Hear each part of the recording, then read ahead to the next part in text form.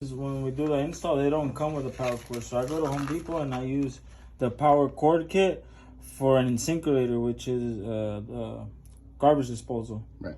And it comes, the whole kit comes on there for it.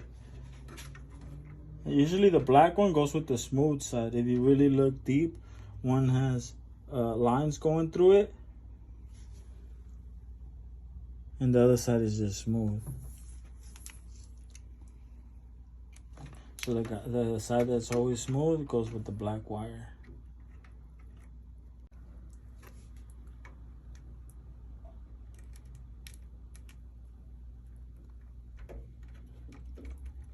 It has a texture of a bunch of lines. You gotta look really close and you can see the texture there.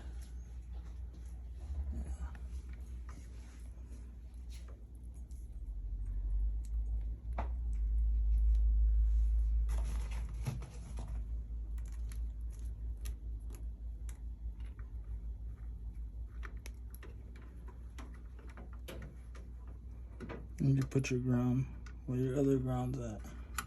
You can loop it there.